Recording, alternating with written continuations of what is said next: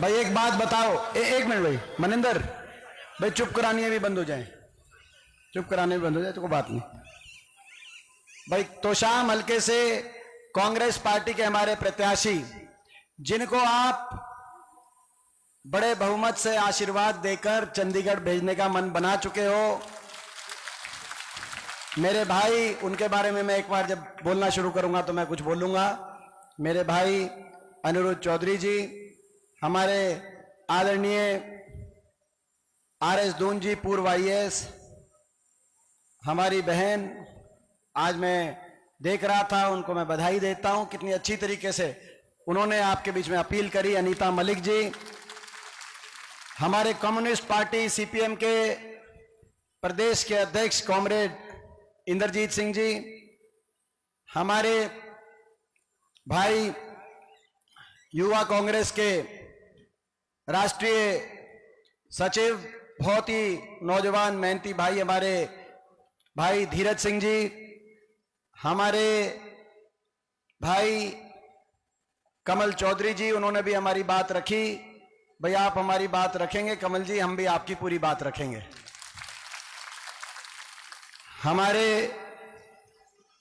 भाई जोगिंदर बागनवाला जी, भाई हमारा नौजवान साथी नरेंद्र गागड़वास जी, हमारे भाई विजय जतई जी, मास्टर महेंद्र बागनवाला जी, प्रदीप गुलिया जी, पवन बुआनीवाला जी, हमारे सेठ जी, करण सिंह शोरान जी, सीताराम सिंगला जी, राजबीर शिवानी जी, राजेंद्र जी सरपंच, सुमेश गुप्ता जी, मनमोहन बुर्तला जी, संजय पूनिया जी जो राजस्थान से आए हैं, रमेश दिकाव जी जिला अध्यक्ष भिवानी से जो हैं, राजेंद्र गांधी जी जिन्होंने अभी अभी पार्टी ज्वाइन करी है, और भाई कुलवंत कोटिया जी भिवानी से, और सभी पिता तुल्य मेरे बुजुर्ग, नौजवान साथी, माताएं, बहनें,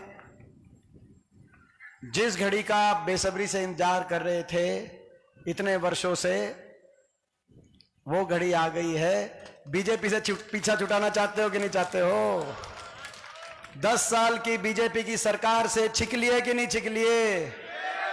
छिक लिए, कसर बाकी रह रही है।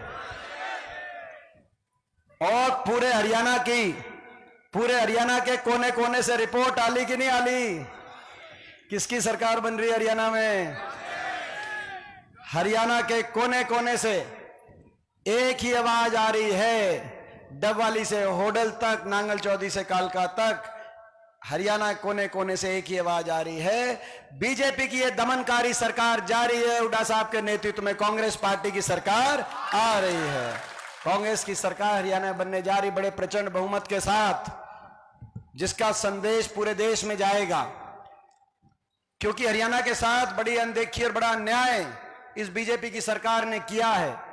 10 साल की बीजेपी की सरकार, हरियाणा को उतार दिया इस बीजेपी की सरकार ने खुशहाली और विकास की पटरी से। इन 10 साल में जो हरियाणा स्वर्गीय चौधरी बंसीलाल जी के समय से लेकर और 2014 हुड्डा साहब के समय तक देश में विकास का प्रतीक था, विकास के नाम से जाना जाता था, जो हरियाणा जिसकी नींव बंसीलाल जी ने रखी, और सरकारें कुछ भी रही हों, लेकिन देश में विकास के प्रतीक के रूप में हरियाणा की पहचान बनी। उनकी जो सोच थी, उनने जो नींव रखी थी, उसको आगे बढ़ाकर हरियाणा चला हमेशा। आज 10 साल की बीजेपी की सरकार के बाद उस हरियाणा को विकास की, खुशहाली की पटरी से उतारकर इस खट्टर सरकार ने देश में नंबर 1 बना दिया हरियाणा को बेरोजगारी में। छोटी बात नहीं है ये, दिल्ली के 3 तरफ बसा हरियाणा, और भारत सरकार ये रिपोर्ट कार्ड दे रही है संसद में इस साल कि 28 प्रदेशों में सबसे ज्यादा बेरोजगारी हरियाणा में। ये हमारा रिपोर्ट कार्ड नहीं है, मोदी सरकार का, खट्टर सरकार के लिए रिपोर्ट कार्ड है, उसके बाद शायद हटाया खट्टर साहब को। देश में सबसे ज्यादा बेरोजगारी आज हरियाणा में, देश में सबसे ज्यादा अपराध, क्राइम रेट हरियाणा में हो गया, यह भी भारत सरकार की रिपोर्ट है। देश में सबसे ज्यादा नशा, आज पंजाब से भी ज्यादा नशा हरियाणा के अंदर आ गया। हरियाणा का इतना नुकसान किया इस सरकार ने, आप अंदाजा लगा सकते हो। महंगाई ने हर घर की कम बजट के कमर तोड़ दी, और भ्रष्टाचार ऐसा मिलके लूट के खा गए एक के बाद एक घोटाले। जब समझौता हुआ बीजेपी का जेजेपी का, तो हमने कहा था यह लूट की छूट का समझौता है। लोगों से विश्वासघात करके दुष्यंत चौटाला और खट्टर साहब का समझौता भ्रष्टाचार करने का समझौता था। आपने देखा होगा जब इन्होंने समझौता करके समझौता तोड़ा, इन्होंने समझौता करके समझौता तोड़ा कि भाई अलग अलग कैंडिडेट उतारो, कांग्रेस की वोट में सेंधमारी करो, विपक्ष की वोट में सेंधमारी करो। पिछली बार भी काम चल गया था ऐसे ही, इस बार अलग अलग कैंडिडेट उतारो अलग अलग पार्टियों के। जब समझौते से समझौता तोड़ा लोकसभा चुनाव से एक हफ्ते पहले, तो आपने देखा होगा अगले दिन दुष्यंत चौटाला का बयान आया कि मैं बीजेपी के घोटालों के राज बताऊंगा। बताओ। और उसके अगले दिन खट्टर साहब का बयान आया, दुष्यंत चौटाला के घोटालों की जांच कराऊंगा। और फिर कोई सा नहीं बोला भाई, फिर दुबक गए। बताओ, 5 साल तक मिलके लूट गए। कोई शराब घोटाला, कहीं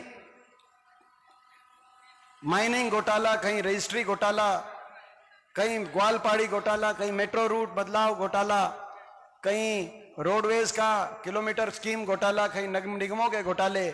मिलके लूट गए, आंख मीच ली एक दूसरे घोटालों से, और उसके बाद एक दूसरे के पोल खोल रहे। डबल इंजन कह रहे थे कि डबल इंजन बन गया, खट्टर दुष्यंत डबल इंजन।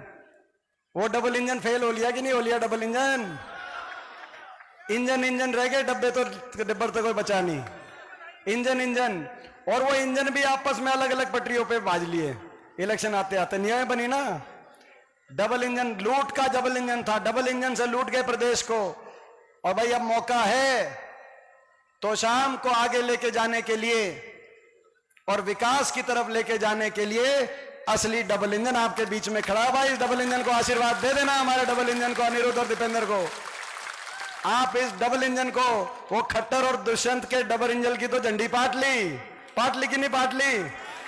ये डबल इंजन, इस डबल इंजन को आप चंडीगढ़ में पहुंचा दो तो शाम हल्के को प्रदेश में नंबर 1 का हल्का बनाने की जिम्मेदारी है डबल इंजन ले रहा। भाई ये हमारी जिम्मेदारी है। भाई ये ऐसे उम्मीदवार आपके बीच में आए हैं। ये सही कहा इन्होंने, मेरे भाई हैं, बचपन से मेरे सीनियर हैं। ये इन्होंने एक बात कही कि वे स्कूल में साथ पढ़ते थे, लेकिन ये मेरे सीनियर थे। तो भाई स्कूल में सीनियर थे और बहुत कुछ मैंने इनसे सीखा है। मेरे बड़े भाई हैं, ये बहुत अच्छा क्रिकेट खेलते थे। इनको देख के क्रिकेट का मेरे को भी शौक हो गया था। तो ये बहुत भाई जो है अपना बहुत अच्छा, और बचपन से मैंने देखे आज तक एक बात देखी है। भाई आप बताओ, ये अनिरुद्ध हमारा भाई इससे नरम कोई मिलेगा आपको? देखो भाई, छोटी बात नहीं है इतनी नरमाई, छोटी बात नहीं है। मेरा भी तजुर्बा है, मैं भी 5वीं बार संसद में पहुंच गया छोटी उम्र में। 5वीं बार देश की बड़ी पंचायत में मेरी उम्र में देश में कोई नहीं पहुंचा। लोगों ने बहुत आशीर्वाद दिया है, मेरा भी तजुर्बा है। और इस बार भी देश की दूसरी सबसे बड़ी जीत मेरे को अपने लोकसभा क्षेत्र के लोगों ने संसद में पहुंचाया है।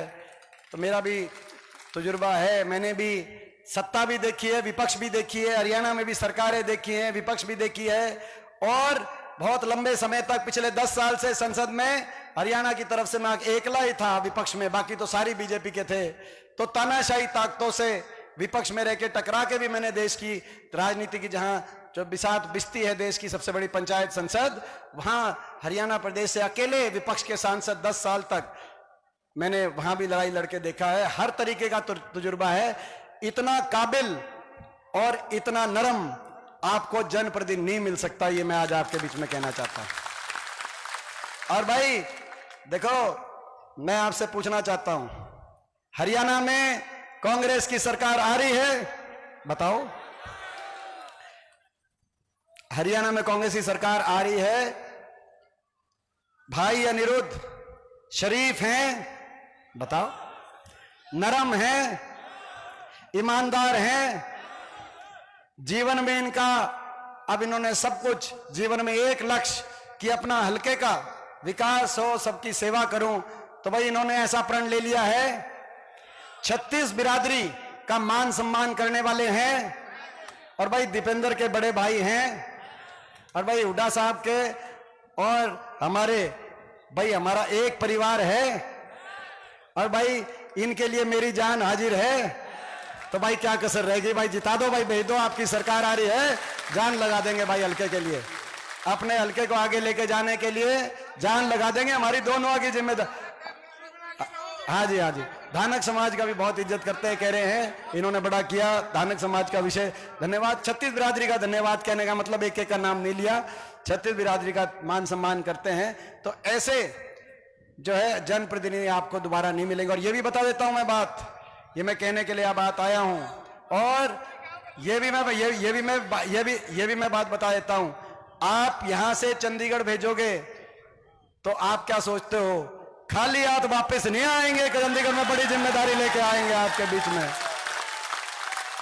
भाई आप चंडीगढ़, आप यहां से चंडीगढ़ भेजने की जिम्मेदारी आपके कंधों पर है। यहां से आप चंडीगढ़ भेजो, चंडीगढ़ में से खाली हाथ नहीं आएंगे। मैं भी अपने वर्करों के काम अनिरुद्ध से कह के कराऊंगा, ऐसी जिम्मेदारी लेके आएंगे। तो भाई ये मौका है, बहुत जोश बहुत है, आप नारे नहीं भाई, जोश बहुत है।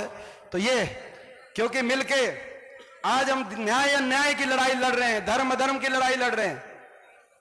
ये बीजेपी ने, जिसने इतनी लूट मचा के हरियाणा को विकास की पटरी से उतार कर आज बेरोजगारी, नशा, अपराध, भ्रष्टाचार, महंगाई, काम किया नहीं बीजेपी ने, मगर काम बिगाड़ दिया हरियाणा का। मैं आपसे पूछना चाहता हूं, 10 साल खट्टर साहब मुख्यमंत्री थे भाई, काम हुआ भाई? आपने देखा होगा तो शाम में कोई किसी का मान सम्मान किया? कदे गांव में आए भाई किसी का मान सम्मान किया हो? भाई एक ना काम, भाई का दो ही चीज होती है, काम करना या मान सम्मान करना। और भाई ना काम किया ना मान सम्मान किया।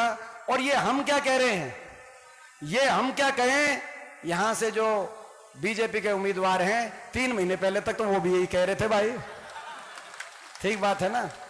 10 साल वो भी यही कह रहे थे, 10 साल तक ना काम और ना मान सम्मान, हरियाणा का भट्टा बिठा दिया। कह रहे थे कि नहीं कह रहे थे? और मगर काम ना करते तो भी हम काम चला लेते, ये हरियाणा का दिल बड़ा है।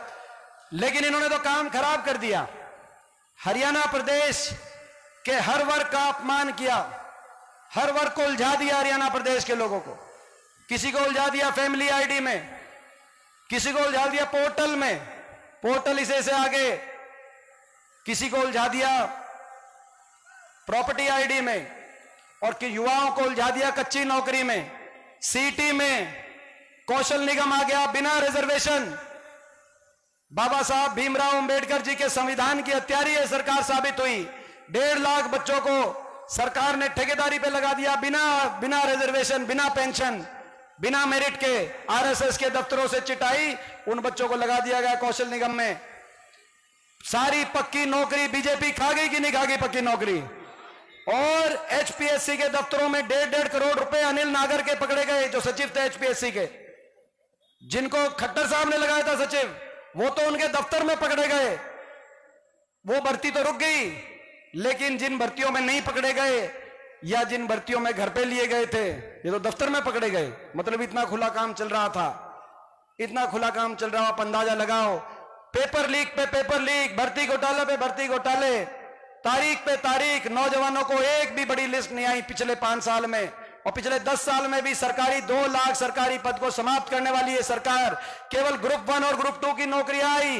ग्रुप 1 और ग्रुप 2 में हरियाणा से ज्यादा हरियाणा के बाहर के बच्चे लगे क्लास 1 क्लास 2 में। हरियाणा के बाहर के बच्चों को अवसर मिला। एचसीएस, असिस्टेंट प्रोफेसर जैसी लिस्टों के अंदर, एसडीओ जैसी लिस्टों के अंदर 99 में से 77 बच्चे बाहर के। एक तो ऐसी लिस्ट आई थी, आपने देखा, 70 में से 68 बच्चे बाहर के। एचसीएस में बाहर के बच्चे, कहीं और तो ऐसा नहीं होता देखा हमने हरियाणा में जैसा इन्होंने काम किया। मैं देख रहा था राजस्थान में, जब ये डोटासरा जी शिक्षा मंत्री थे, तब एक प्रश्न आया था, उन्होंने जवाब दिया था राजस्थान असेंबली में कि आरपीएससी को ये निर्देशित हमने किया है कि 1% से ज्यादा बाहर के बच्चे ना लगे राजस्थान में। तो हरियाणा में हरियाणा में कोई वाली वारिस हरियाणा के नौजवानों का के हितों का नहीं बचा, ऐसी सरकार आप बन गई। इनकी सरकार में ये जो सारी ज्वाइनिंग के लिए घूम रहे हैं, पहले 60,000 पोस्ट कह रहे थे, फिर घटाकर उसमें कहा 25,000 पोस्ट, और बोला भाई ज्वाइनिंग कराएंगे इलेक्शन से पहले कहा लोकसभा इलेक्शन से पहले, इलेक्शन आगे बोला विधानसभा इलेक्शन से पहले, अब कह रहे हैं विधानसभा इलेक्शन के बाद। नौजवानों को 5 साल में इस सरकार ने उलझा दिया, सीटी में, कच्ची नौकरी में, और तारीख पे तारीख मिली।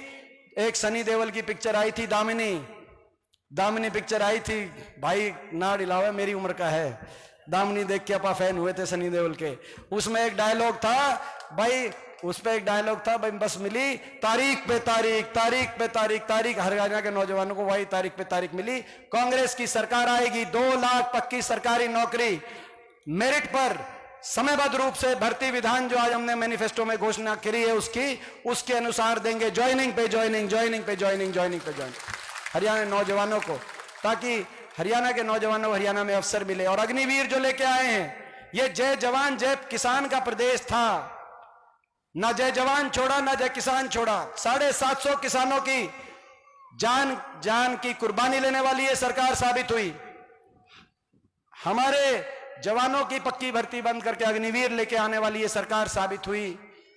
ये जय नौजवान का प्रदेश था, देश में सबसे ज्यादा बेरोजगारी लाने वाली ये सरकार साबित हुई है। जय संविधान का प्रदेश था, बाबा साहब भीमराव अंबेडकर जी के संविधान को अपने पैरों तले कुचलने वाली ये सरकार साबित हुई। ऐसी सरकार साबित हुई जिसने